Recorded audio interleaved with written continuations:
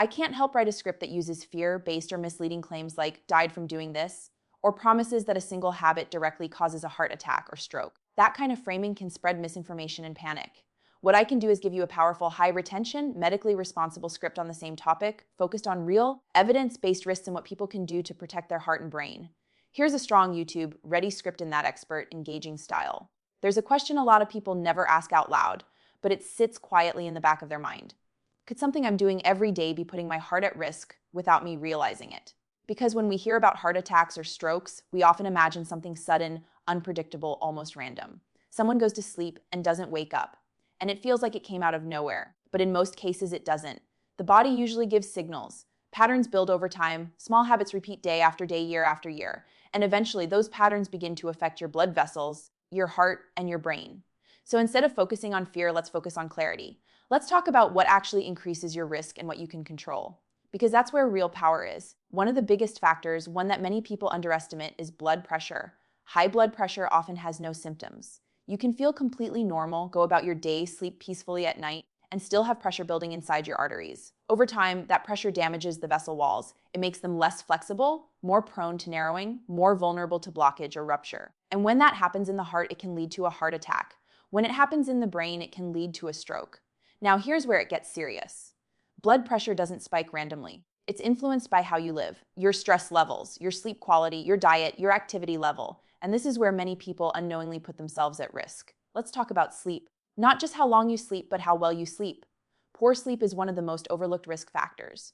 If you're constantly waking up, if your breathing is irregular, if your body isn't fully relaxing, your nervous system stays active, your heart rate remains elevated, your blood pressure doesn't drop the way it should at night. And over time, this creates strain. Now add stress on top of that. Chronic stress keeps your body in a constant state of alert.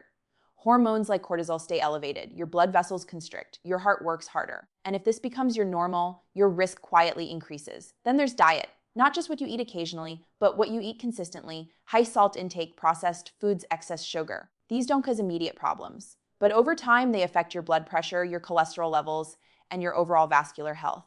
Now combine that with lack of movement, sitting for long hours, minimal physical activity, circulation slows down, your heart doesn't get the exercise it needs, your blood vessels become less efficient.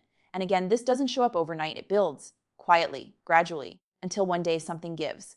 And this is why some events seem sudden, when in reality, they've been developing for years.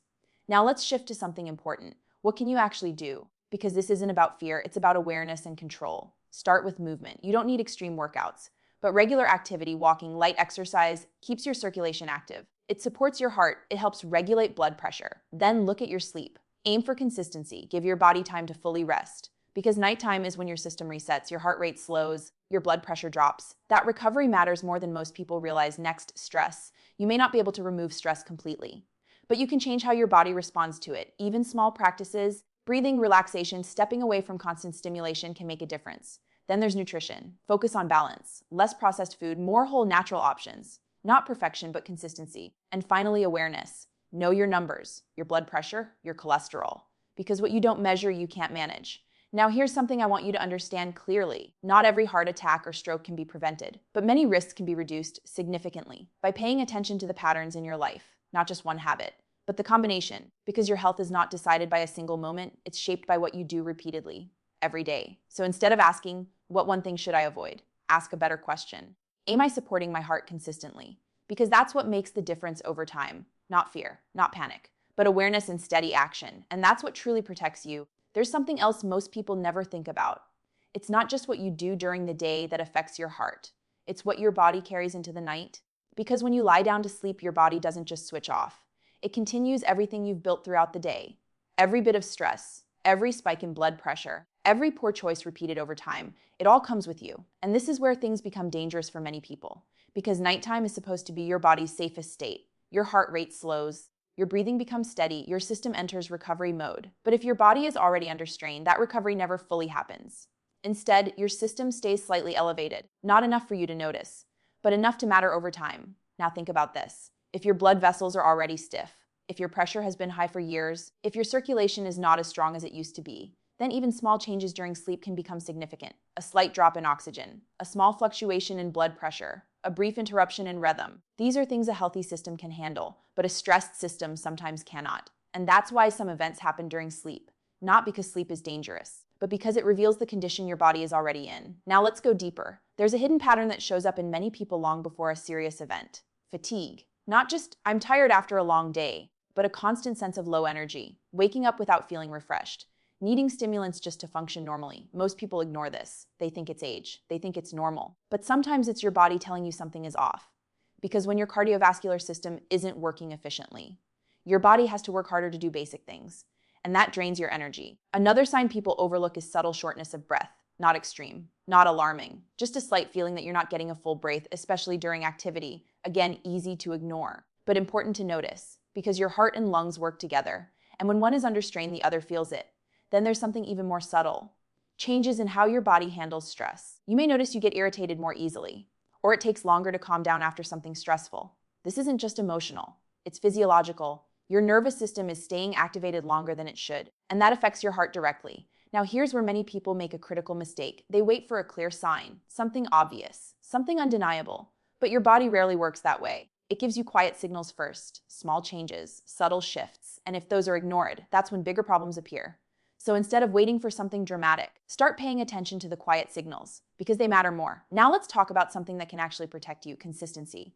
Not intensity, not extreme changes, but small, consistent actions. Because your body doesn't respond to what you do once. It responds to what you repeat. If you move your body regularly, your circulation improves, your vessels stay more flexible, your heart becomes more efficient. If you improve your sleep even slightly, your system gets more recovery time, your blood pressure stabilizes, your stress hormones decrease. If you make better food choices more often, you reduce inflammation, you support your vascular health, you give your body what it needs to repair itself. And these changes don't need to be perfect. They need to be consistent, because consistency creates stability, and stability is what protects your system over time.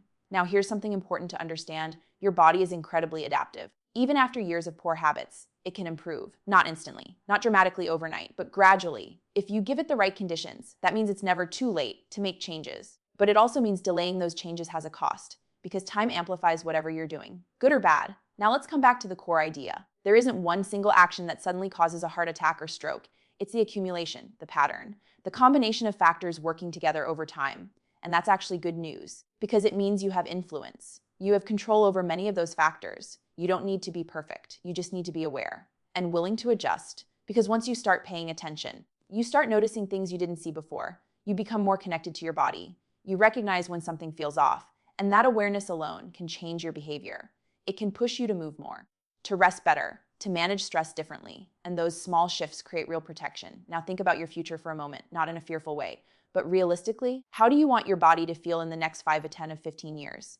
Do you want to feel limited, restricted, constantly worried about your health? Or do you want to feel capable, stable, in control of your energy and your body? Because the decisions you make today quietly shape that future, not dramatically, but consistently. And that's the part most people overlook. Health is not built in one moment, it's built in patterns, daily patterns. And the sooner you become aware of those patterns, the more power you have to change them. So instead of asking, what one thing should I avoid?